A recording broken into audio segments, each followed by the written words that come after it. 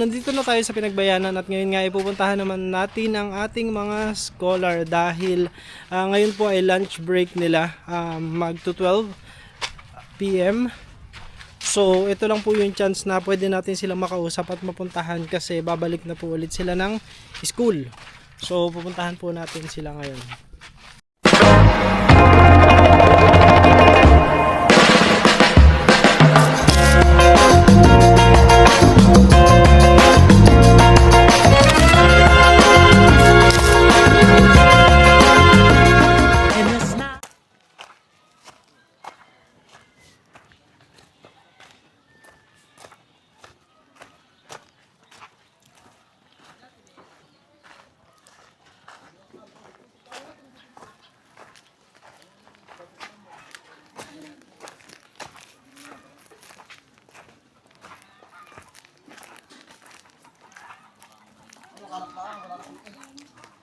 Yun nga ka?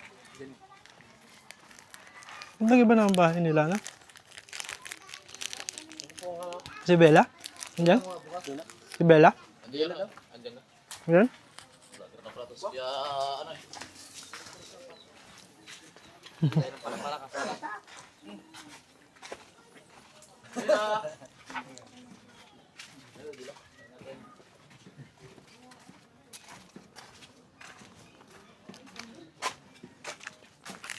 Si Bella nandyan po?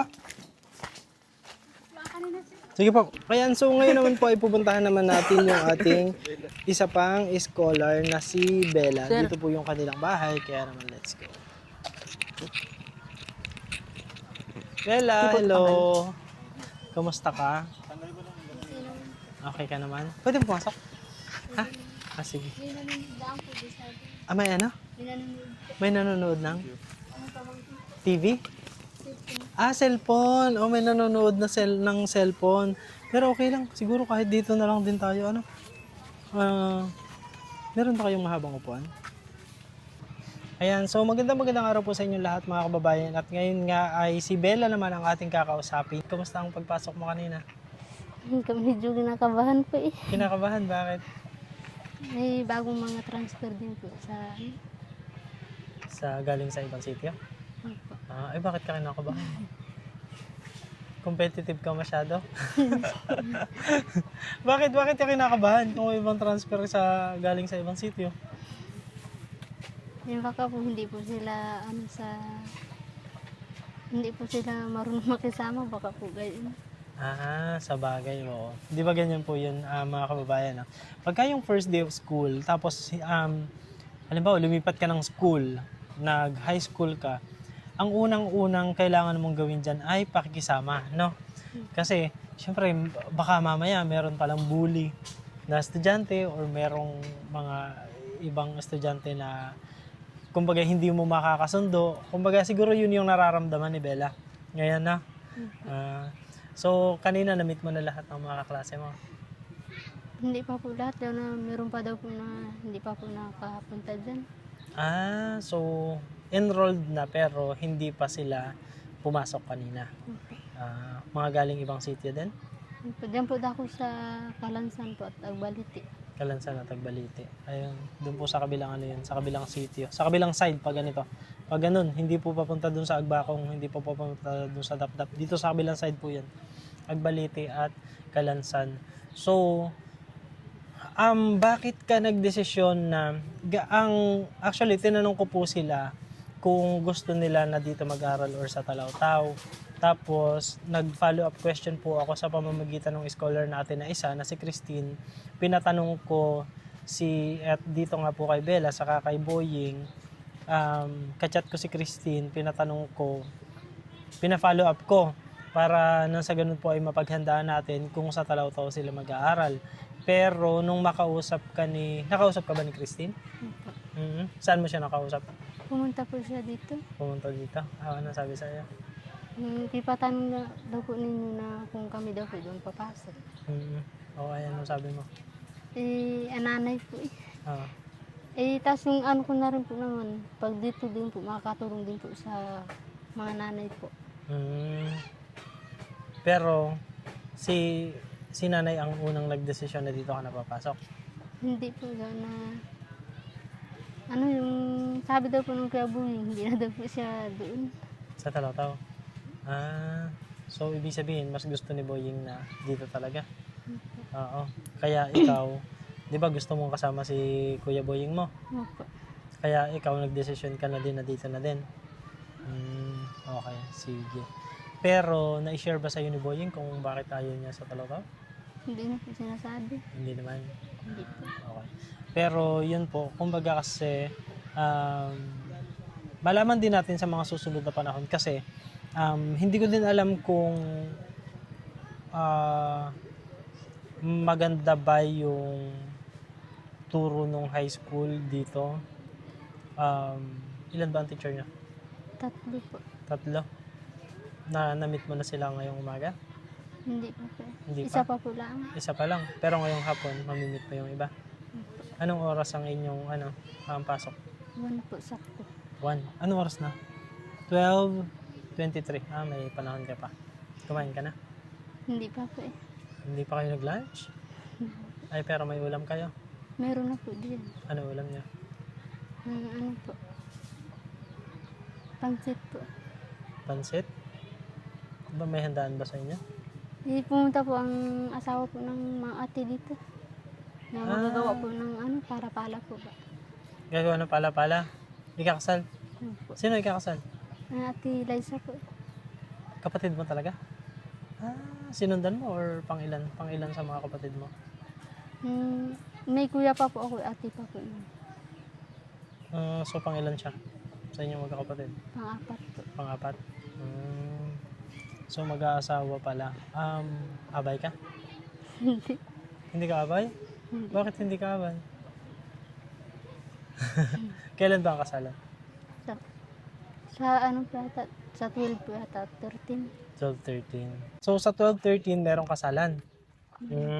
Okay. May sayawan ba yan? Meron po yata. Pwede ba kaming manayaw doon? Pwede naman po. Pwede?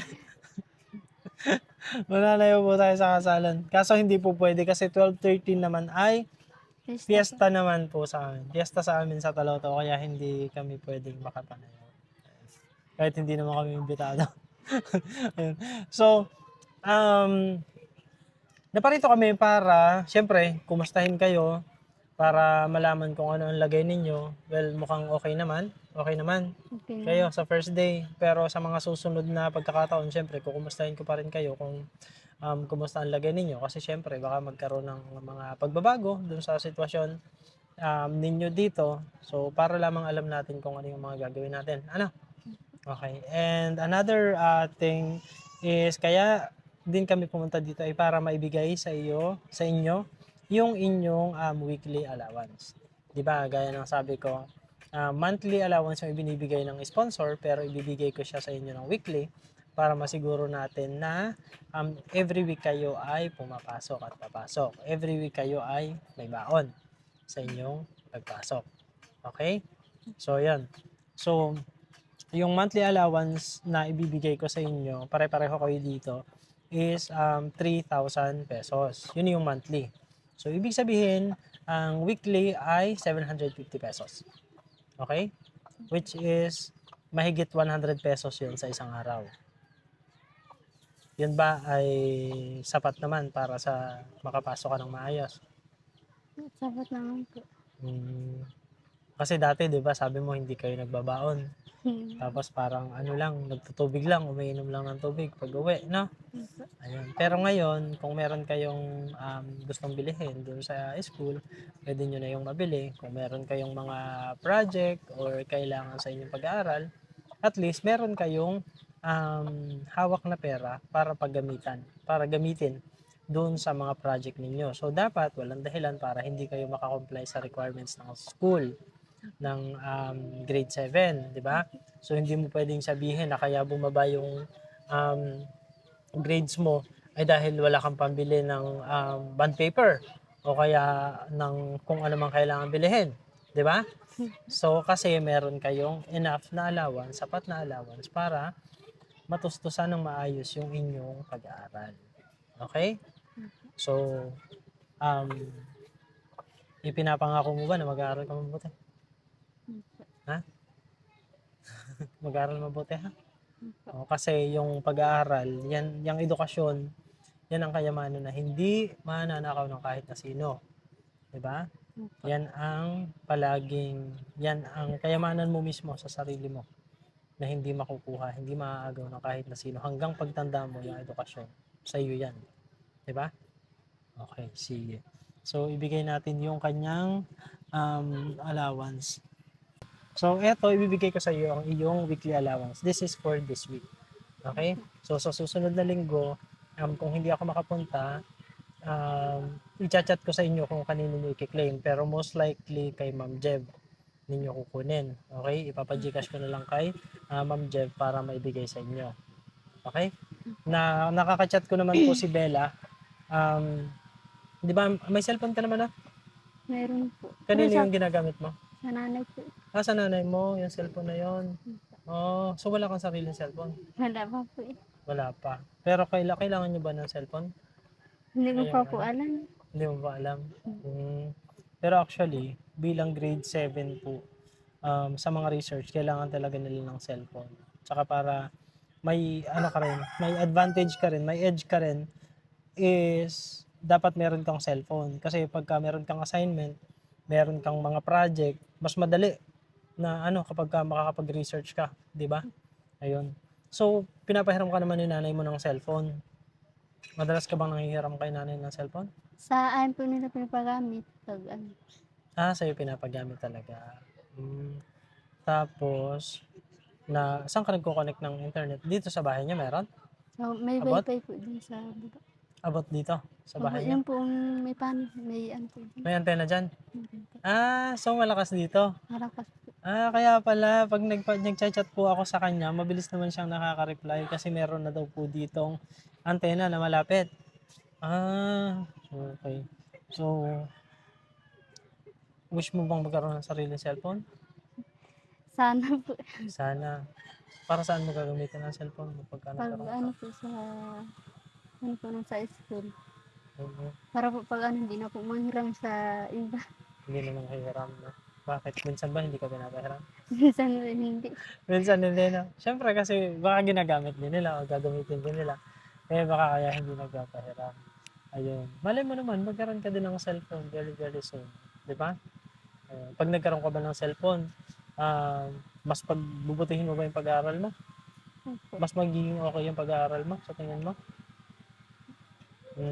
Tingin mo? Okay. Sige.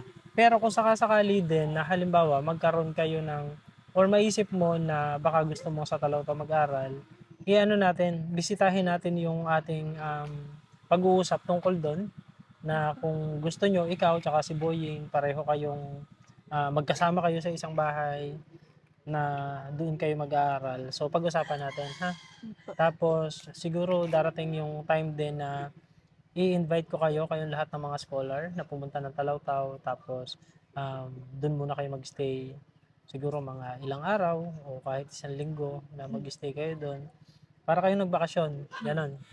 No? Tapos kasama nyo ako.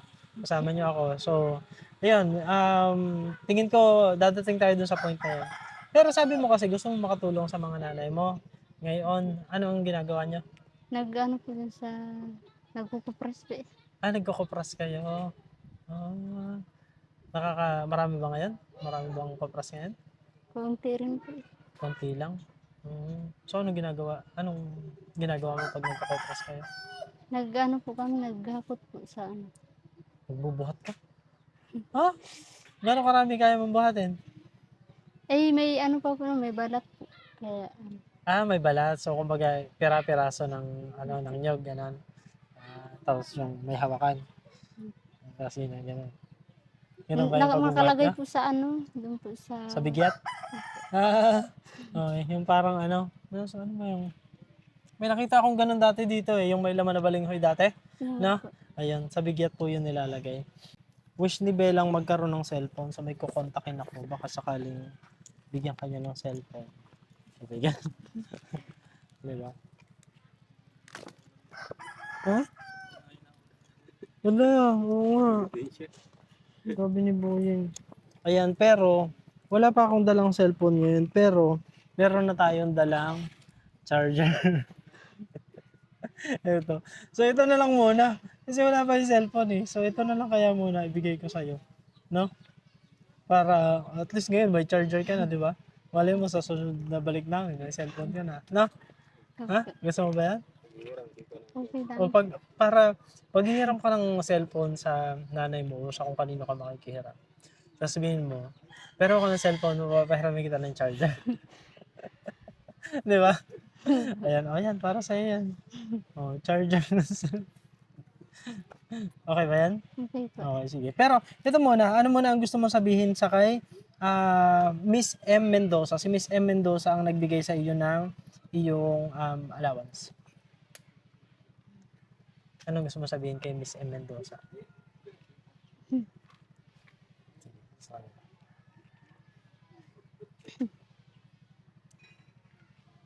Maraming salamat po sa binigay niyo po sa amin ng allowance sa weekly po. Hmm. At sa ano po, pag umaga po at hindi po kami nakakain, makakabili po ng pambaon po sa school. Oo nga. Kasi pagka yung hindi kayo nakapag-almasal na, Tapos pag tanghali po at wala pong ulam. walang ulam na. Ay, makakabili ka na din na. Po. Ayan. So, at least yun, ibig sabihin, meron ka ng magagamit talaga para kahit pa paano, para maitawid mo ng maayos ang iyong pag-aaral. Ano?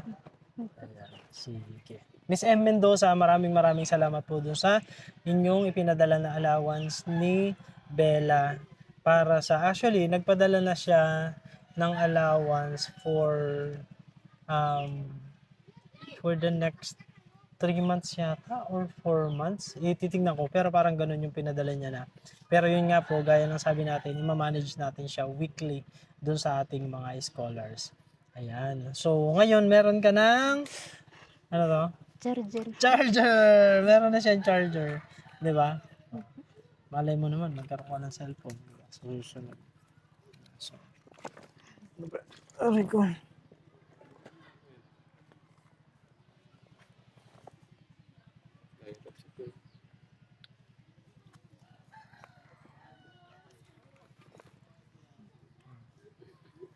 Gusto mo ba ng cellphone?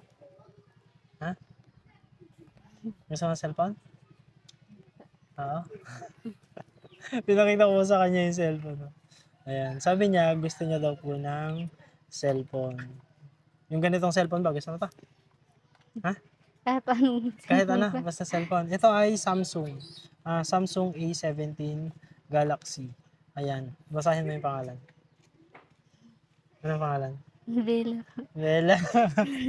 So, ano ibig sabihin nun? Ha? Ano ibig sabihin? Kung Bella ang pangalan na nandyan. Hindi ko pa po alam. Hindi ba? Ibig sabihin ito ay para sa iyo. Ayan. Para kay Bella po ang cellphone na ito. Actually, si Miss M. Mendoza po kasi nagpadala din siya ng budget para sa cellphone naman ni Bella.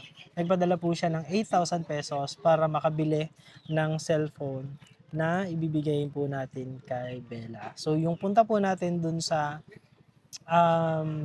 SM Santa Rosa, bumili po tayo ng cellphone. This is worth 8,000 8,490 I think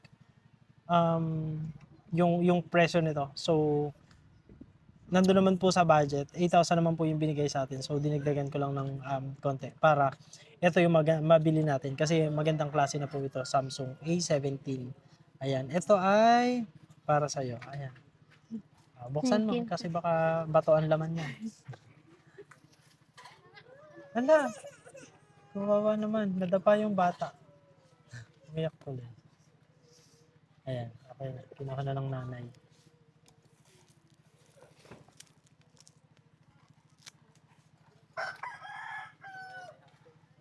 Hmm?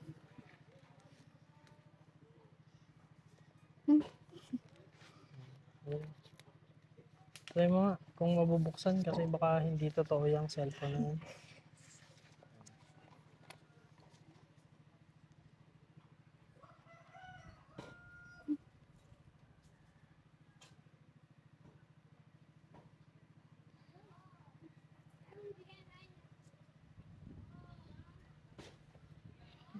Bumukas naman?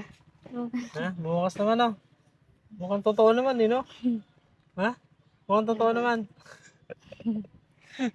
Ayan, pinalagyan ko na din niya ng tempered glass yung tawag doon. Ayun po pala, so pinalagyan ko na din po ng tempered glass yung kanilang mga cellphone. Yung itong kay Bella, pinalagyan na din po natin para protected na yung kanilang phone.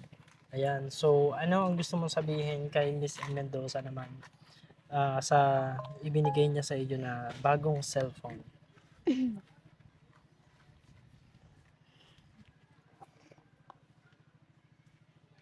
Maraming salamat po sa binigay niyo po sa akin ng cellphone dahil hindi na po ako manghihiram po sa iba. Hmm. Tapos mas madali na pong mag-research po. Ayan, pagbubutihin mo ang pag-aaral ha? Opo. Promise? Promise po. Okay, sige. So, ayun, basta pagbutihin ang pag-aaral, i-maintain ang magandang grades, at kayo ay palagi kong kukumustahin kung kumusta ang inyong pag-aaral ha. So, dapat walang dahilan para mapabayaan ang school. Okay? So, ayokong malalaman na hindi kayo nakapasok dahil wala kayong baon. Ayokong malaman na hindi kayo nakapasok kasi hindi ka makapag-research kasi meron ka namang cellphone. 'Di ba? So, yun. Pagbutihin ng pag-aaral para nang sa ganon, yung mga sponsors din ay matuwa at maramdaman nila na worth it yung kanilang pagtulong sa inyong pag-aaral. Kasi yung kanilang mga ipinapadala kagaya ng inyong allowance tapos yung cellphone, yan ay kanilang pinagpaguran. Dugo at pawis ng pagtatrabaho nila yan sa ibang bansa para kayo ay suportahan sa inyong pag-aaral at makaramdam kayo ng pag-asa na pwede pang mabago ang inyong kinabukasan. 'Di ba? Opo. So, yan. So, pagbutihin ng pag-aaral, ha? Opo. Okay. Sige. So, yun po mga kababayan. At sa ngayon, dahil naghahabol po tayo ng oras, meron pa po tayong scholar na kailangan puntahan. Hanggang dito na lamang po natin tatapusin yung ating interview o yung ating pangungumusta dito kay Bella. So, muli po, kung nasa sangpanig man po kayo ng mundo, magandang umaga, magandang tanghali, magandang gabi, magandang araw po sa inyong lahat. At ang lagi po namin prayers, tayo pong lahat ay blessed ni Lord. God bless us all. Thank you everyone and have a good rest of your day. Bye-bye. Bye-bye. Bella. Bye-bye. Yeah.